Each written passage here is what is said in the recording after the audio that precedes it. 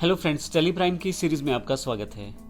पिछले सेशन में हमने कुछ एग्जांपल्स के रूप में लेजर्स क्रिएट किए थे, लेकिन कई बार ऐसा हो जाता है आपको लेजर्स में कुछ चेंजेस करने पड़ते हैं। तो ऐसे केस में आप उन्हें गेटवे ऑफ टैली के थ्रू बड़ी आसानी से टेली प्राइम में चेंज कर सकते हैं।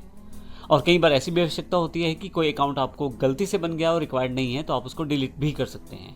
हालांकि डिलीशन की शर्त यह रहती है कि उसमें कोई भी एंट्री ना हो उस अकाउंट में। अगर उस अकाउंट में कोई एंट्री है तो फिर आप उस अकाउंट को डिलीट नहीं कर पाएंगे, लेकिन अगर आपने उस अकाउंट में अभी तक कोई एंट्री नहीं की है तो आप आसानी से उसे डिलीट कर सकते हैं। देखते हैं हम इसे प्रैक्टिकल एग्जांपल में किस प्रकार से कर सकते हैं।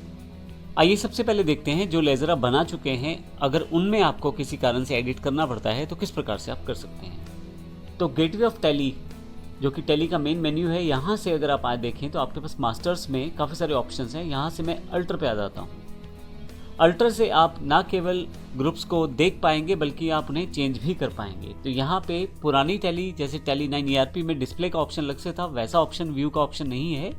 आपके पास अल्टर ऑप्शन है, वहीं से आप देख सकते हैं, वहीं से आप अपनी लेजर्स को चेंज भी कर सकते हैं। तो यहाँ देखिए, अकाउंटिंग मास्टर्स में मैंने लेजर में जाके लेजर्स क्रिएट किए थे।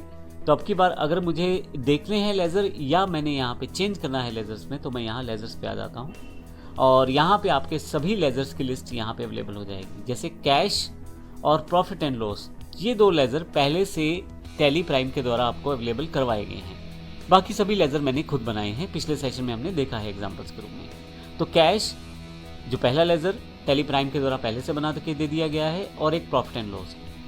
इसके अलावा बाकी सभी लेजर्स जो हैं वो मेरे द्वारा बनाए गए हैं। तो सबसे पहले CNC इन कंपनी, अगर मैं इसमें कुछ एडिट करना चाहता हूँ, ये मेरे क्रेडिटर है, अगर मैं एंटर कर दूँ तो मेरे पास लेज़र अल्ट्रेशन स्क्रीन ओपन हो जाएगी। यदि आप देखेंगे तो ये जो स्क्रीन है लेज़र अल्ट्रेशन स्क्रीन है। इससे पहले जो स्क्रीन थी लेज़र क्रिएशन स्क्रीन थी। तो ये अल्ट्रेशन इसलिए है क्योंकि आप यहाँ चेंजेस कर सकते हैं। मान लीजिए आप कुछ भी लिखना चाहते हैं CNC कंपनी, तो कुछ भी आप इसमें ऐड कर सकते हैं, मॉडिफाई कर सकते हैं। मैं यहाँ टाइप कर लेता हूँ CNC कंपनी अम्बाला। उसके पश्चात फिर से एंटर करूंगा, नीचे की तरफ आऊँगा। अभी मुझे ग्रुप चेंज नहीं करना है, लेकिन अगर आप चाहें किसी कारण से ग्रुप चेंज करना चाहते हैं तो आप चेंज कर सकते हैं। ध्यान रखिएगा, पहले से इसमें कोई भी वाउचर एंट्री नहीं होनी चाहिए। अगर आप एंट्री कर चुके हैं फिर ये दिक्कत है यहाँ पे। इसके अलावा बाकी सभी ऑप्शन एज इट इज़ रहने देता हूँ यहाँ पे मैं, और नीचे की तरफ आके यहाँ से मैं एंटर प्रेस करते करते फाइनली एक्सेप्ट कर लेता हूँ।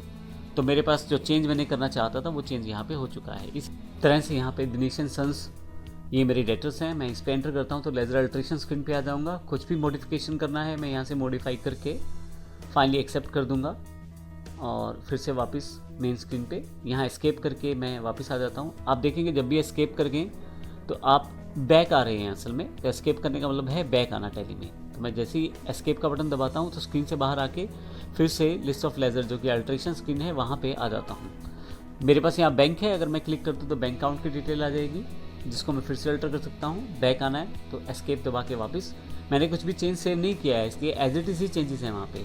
इस तरह से बाकी किसी भी अकाउंट पे जाके, किसी भी लेजर पे जाके मैं चेंज कर सकता हूँ। जैसे प्लांट एंड मशीनरी पे, तो देखिए यहाँ पे एंटर करते हुए मुझे जाना है आगे की तरफ, जहाँ चेंज करना है वहाँ चेंज करूँगा और फाइनली मैं इसे एक्सेप्ट कर लूँगा। तो इस तरह से किसी भी आप बने हुए लेजर में चेंज करना चाहते हैं तो आप अल्ट्रेशन स्क्रीन से कर सकते हैं। लेकिन क्या किसी कारण से अगर आपको कोई लेज़र डिलीट करना है तो वो किस प्रकार से होगा। ध्यान रखिएगा, लेज़र डिलीट करने के लिए बड़ा सिंपल सा एक रूल है कि आपके पास उसमें कोई भी वाउचर एंटर नहीं होना चाहिए। अगर उसमें कहीं भी कोई भी वाउचर आप एंटर कर चुके हैं तो ज़रूरी है कि आप पहले वो वाउचर डिलीट करें, उसके पश्चात ही आप लेज़र को डिलीट कर पाएंगे। लेकिन अभी मेरे पास जो एग्जाम्पल है इसमें कोई भी लेज़र में मैंने एंट्री नहीं की है, यानी कि मैंने किसी भी तरह का वाउचर अभी नहीं प्रयोग किया है।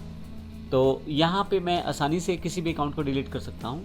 अब किसी भी अकाउंट को डिलीट करने के लिए, मान लीजिए प्लांट एंड मशीनरी अकाउंट मुझे नहीं चाहिए, यानी कि प्लांट एंड मशीनरी लेज़र मुझे नहीं चाहिए, तो मैं इसको ओपन कर लेता हूँ और यहाँ पे Alt D का ऑप्शन है।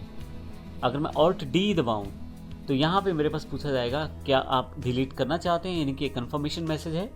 अगर मैं इसे येस कर दूँ तो आप देखेंगे ये मेरा लेज़र यहाँ से डिलीट हो चुका है। अब आपके पास यहाँ पे लेज़र स्क्रीन, जो आपकी लिस्ट ऑफ लेज़र्स है, यहाँ पे आपके पास प्लांट एंड मशीनरी का लेज़र नहीं आ रहा।